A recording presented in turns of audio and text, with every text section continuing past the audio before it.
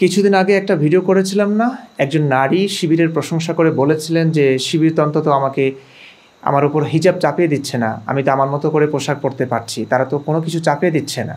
আমি কি হিজাব পরে আছি? আমি হিজাব পরে আছি। আপনি আসলে কি মনে করেন আসলে কি রকম হবে? এটা প্রমাণ তো আমি যে হিজাব তো শিবির তো আমাকে জোর করে হিজাব পরাচ্ছে না।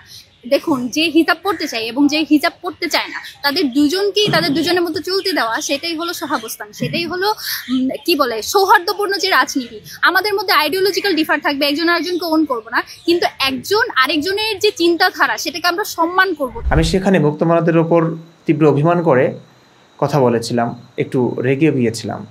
দেখুন এখনকার অবস্থা। 15 দিনের মধ্যে তোমাদের চলে যেতে হবে, কোনো নো এক্সকিউজ, কোনো কথা শোনা হবে না, এবং 42 বছর ধরে থাকার খেসারত তোমাদের দিতে হবে। তোমরা একজন কর্মচারী সম্পূর্ণ হাফ প্যান্ট পরে কাজ করতেছে, একজন কর্মচারী সম্পূর্ণ হাফ প্যান্ট পরে কাজ করতেছে, হাফ প্যান্ট পরে একজন কর্মচারী তার দোকানে কাজ করছেন, এখানে তাদের সমস্যা, ওখানে গিয়ে তারা সন্ত্রাস সৃষ্টি করছেন। চিন্তা করেছেন অবস্থা? কোথায় স্বাধীনতা? কিভাবে চাপিয়ে দিচ্ছে, আর কি বলবো। রান্নাঘরে যদি হাফ প্যান্ট পরে কাজ করে তাহলে আপনার টাকার কি দরকার? আপনি কিসের ম্যানেজারি করেন? আচ্ছা, এই হাফ প্যান্ট পরলে, পুরুষ হাফ প্যান্ট পরলে এদের সমস্যা কি হচ্ছে ভাই? বলাৎকার করবার ইচ্ছে করছে ওদেরকে। মাদ্রাসা যে হাফ প্যান্ট পরে না, এত সংযমতা অবলম্বনের পরেও মহিলা মাদ্রাসাগুলোর কথা যদি বলি, সেখানে ছোট ছোট শিশুরা পর্যন্ত ধর্ষণের শিকার হচ্ছে। তারা তো আপাদমস্তক বোরকা পরছে, হাত পায়ে মোজা পরছে, নিকাব পরছে, পায়ে পর্যন্ত মোজা আছে, সেই মেয়েরা পর্যন্ত ধর্ষণের শিকার হচ্ছে। এসব নিউজ কি চোখে পড়ছে না আপনাদের? পড়ছে। তো এরা সেসব নিয়ে কথা বলছে না কেন? কেন কথা বলছে না? কি বলবো, কিছু বলার নাই। আপনি ম্যানেজারিয়াল নিয়ম জানেন কোনো? তাহলে ফাইজলামি করার দরকার নাই। আপনি এবং আপনার মালিক সহ টোটালি বসে সিদ্ধান্ত নেন, 15 দিনের মধ্যে যদি না হয় তাহলে 15 দিন পরে আপনারা চলে যাওয়ার জন্য সম্পূর্ণভাবে মানসিকভাবে প্রস্তুত থাকুন, এর বাইরে কোনো কথা হবে না। এখন বুঝতে পারছেন কিভাবে মস্তানি করছে, কিভাবে তাদের ইচ্ছেগুলোকে চাপিয়ে দিচ্ছে অন্যের উপরে।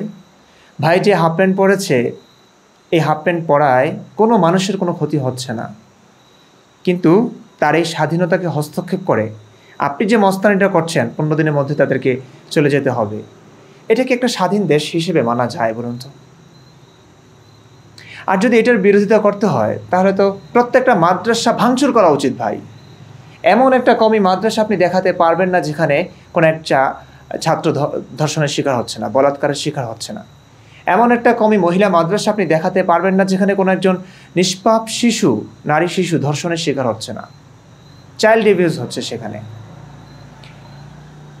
হাজারটা ঘটে, একটা হয়তো রটে, সংবাদে আসে, নিউজে আসে, কিন্তু এগুলো আমরা যারা মাদ্রাসায় পড়েছি প্রত্যেকেই জানি। প্রত্যেকটা মাদ্রাসা এমন ঘটনা অহরহ ঘটছে। আমি সেগুলো বাদ দিলাম, সিক্রেট ব্যাপারগুলো যেগুলো প্রকাশিত হচ্ছে না যে কোনো কারণেই হোক, কিন্তু যেগুলো প্রকাশিত হচ্ছে নিউজে, সেগুলোর কোনো ব্যবস্থা কি নেওয়া হয়েছে এ পর্যন্ত? কি আর বলবো এখানে। দেন গালি আমাকেই দেন, আমি কেন সমালোচনা করছি? বলাৎকারের বিরুদ্ধে কথা বলছি, আপনারা গালি আমাকে দিবেন এখন জানি। ঠিক আছে, দিতে থাকুন, গালি দিন।